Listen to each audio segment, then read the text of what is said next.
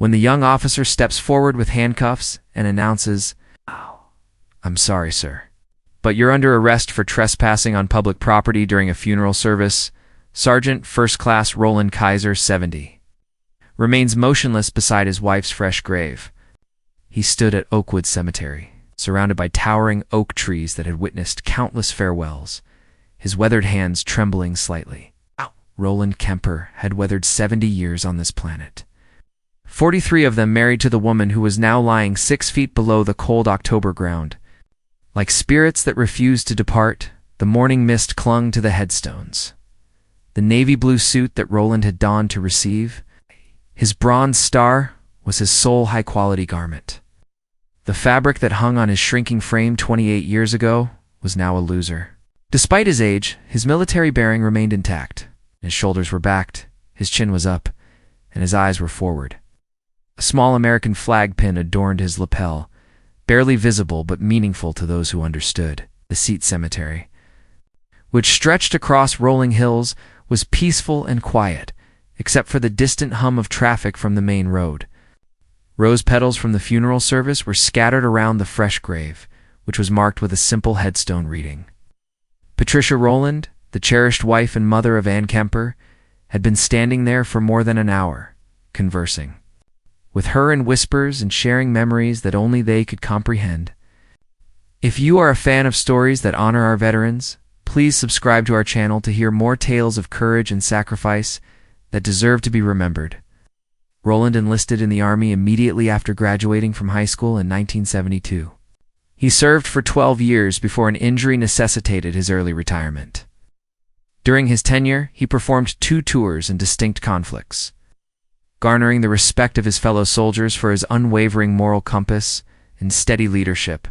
The Bronze Star was awarded to Roland after he carried 3 wounded soldiers to safety during an ambush, refusing to leave anyone behind after leaving the military.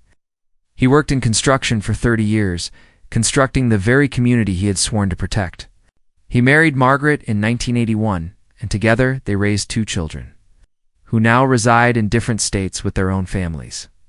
Margaret had been his anchor, the person who helped him process the nightmares and adjust to civilian life. Battled cancer for 3 years, fighting with the same determination that Roland had demonstrated in combat. He had been her caregiver, driving her to treatments, holding her hand through the worst days, and never complaining about the medical bills that drained their savings. She passed away last Tuesday. Roland felt as though a portion of his soul had been torn away. Standing at her grave was not merely an act of grief, it was his final act of reporting for duty in the military where you were never left behind. Margaret was not a soldier, but she had been his battle buddy through life's most difficult battles. He was unable to simply walk away and leave her alone in this cold ground and remain an officer. Danny Morrison had been on the force for only 8 months, eager to prove himself to his superiors, when dispatch reported a possible vagrant loitering. In the cemetery, he responded immediately. The cemetery had closed its gates at sunset the previous evening, and Morrison assumed he was dealing with a homeless person. Who'd climbed the fence, he approached Roland with authority beyond his experience. The old man didn't look like the typical transients Morrison had encountered, but rules were rules. When Roland explained he was visiting his wife's grave, Morrison checked his watch and noted it was past official visiting hours. Morrison informed Roland that the cemetery had specific operating hours, and that remaining after closing constituted trespassing. Roland tried to explain that he'd been there since the funeral service that morning, that he'd simply lost track of time while saying goodbye to his wife of 43 years. His voice carried the weight of fresh grief. But Morrison heard only excuses. Roland's refusal to comply with his orders to depart caused the young officer to become increasingly frustrated. He had been instructed to maintain control of the situation and not allow civilians to dictate the terms of an encounter. Roland requested an additional 5 minutes to conclude his prayers. Rather than desperation, Morrison pursued defiance. Roland, who was overcome by grief and confusion, sat heavily on a nearby bench, claiming that he needed a moment to gather his strength. The situation escalated as 2 additional patrol vehicles arrived within minutes. Morrison called for backup, claiming that he had an uncooperative individual who was refusing to obey lawful orders. Morrison interpreted this as active resistance. Surrounded by backup officers, The elderly veteran was ordered to stand and position his hands behind his back. Roland's military training stepped in, and he effortlessly executed orders. However, his body moved slowly as a result of emotional exhaustion and arthritis. The decision that would alter everything was made by Morrison, who mistook the slow compliance for continued defiance as the handcuffs clicked around his wrists.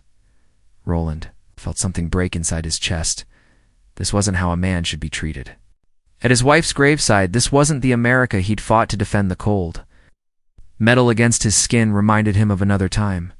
Another place when he'd been captured during a mission and held for 3 days before rescue arrived.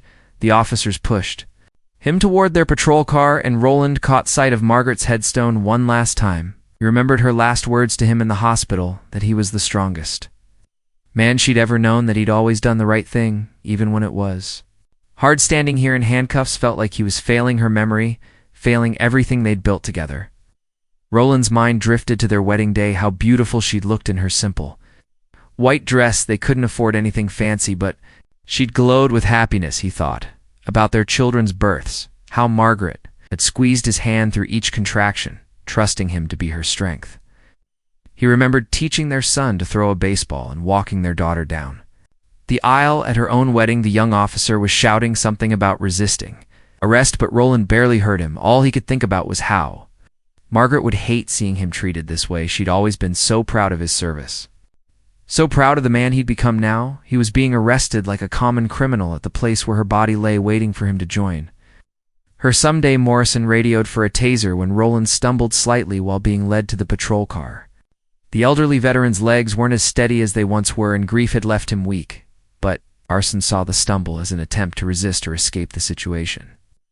Spiraled beyond reason as backup officers joined in restraining a man who posed no threat to anyone. Roland tried to explain once more about the funeral, about his wife, about just wanting to say goodbye.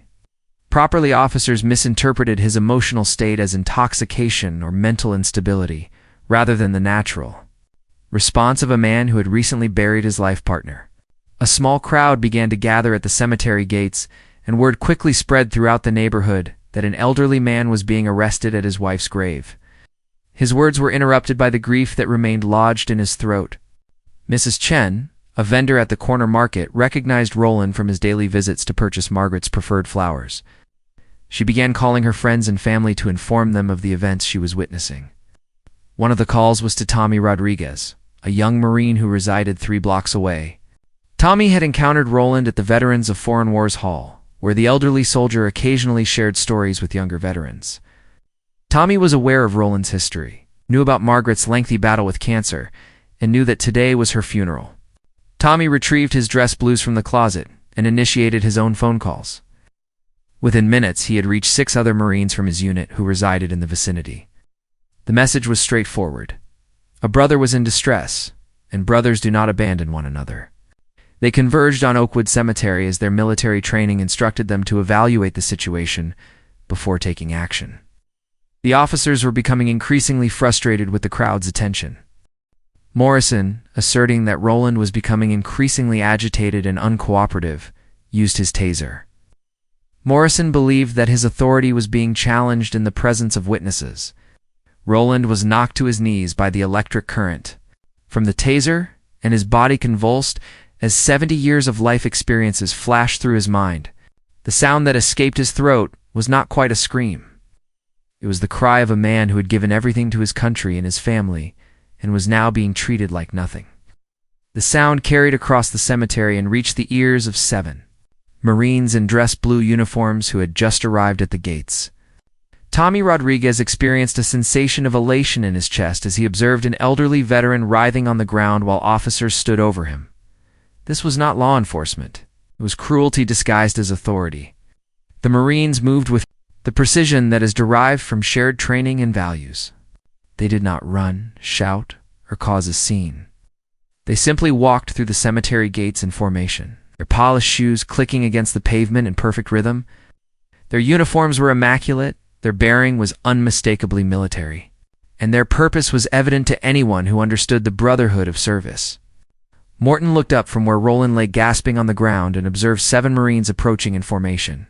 There was something in their eyes that caused him to step back from the elderly veteran. These were not protesters or curious bystanders. They were active duty Marines who had identified one of their own as being mistreated.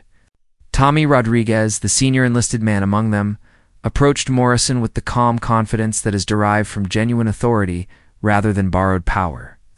He requested to see Roland's identification, which disclosed his military service record. Subsequently, Tommy requested that Morrison explain the specific offense that necessitated the tasering of a 70-year-old veteran at his wife's graveside. The backup officers began to realize that they may have made a significant error. The crowd. At Taiwan, the gates had grown larger and now included other veterans who'd heard what was happening. Phone cameras were recording everything. Morrison's supervisor was en route. Along with the cemetery director who'd been called about the disturbance, Tommy knelt beside Roland, helping the old soldier sit up and checking for injuries from the taser. The other Marines formed a protective perimeter, not threatening the officers, but making it clear that Roland was under their protection now. The dynamic had shifted completely. Authority now belonged to those who understood the true meaning of service and sacrifice. Within 20 minutes, Morrison's supervisor arrived on scene and immediately began damage control. The cemetery director confirmed that Roland had legitimate permission to be on the grounds following his wife's funeral service.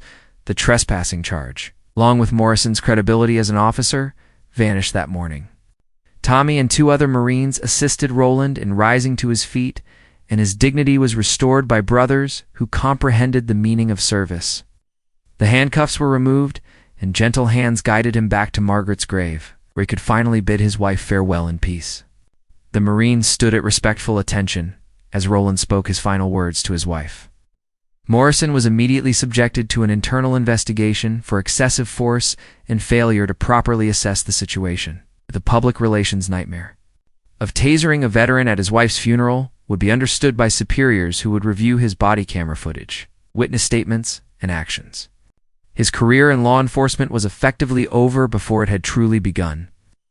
The other officers involved faced lesser but still significant consequences for their role in escalating a situation that should never have occurred. Before arresting an individual over the age of 65 for trivial infractions, the department's policy was reviewed and modified to necessitate supervisory approval. Roland continued to spend an additional hour at Margaret's grave, this time under the protection of Marines who recognized the sacredness of certain objects. He expressed his gratitude to each individual, his voice becoming more resonant, and his military bearing returning as he acknowledged the respect they had shown him. Roland received hundreds of letters from both veterans and civilians, all of whom expressed their respect for his service and their outrage at his treatment. The story spread through social media and local news, making it a symbol of both what can go wrong when authority lacks wisdom and what goes right when people of honor stand up for what is correct. These young warriors had reminded him that the brotherhood of service never ends and that no veteran stands alone when push comes to shove in 3 weeks. Roland returned to Margaret's grave with 7 letters of gratitude to the Marines who had stood with him that day. He had written each letter by hand in the manner Margaret had instructed him to be appropriate for important matters. In each letter, Roland attempted to articulate the significance of their presence to an elderly soldier who had believed that his days as brothers in arms were behind him. Roland was now aware that Margaret's final gift to him was not her final words or her peaceful passing. Rather, it was a demonstration that honor still exists in the world and that there are still individuals who are willing to advocate for what is right, even when it is difficult. The Marines had not merely shielded him from injustice. It also reminded him that the values he had defended were still worth defending. The America that is worth fighting for and the America that is worth returning to is one in which every veteran is treated with the dignity that their service has earned. Every individual deserves compassion in their darkest moments of grief. And every community requires individuals who are courageous enough to stand up when these principles are threatened, regardless of whether they wear uniforms.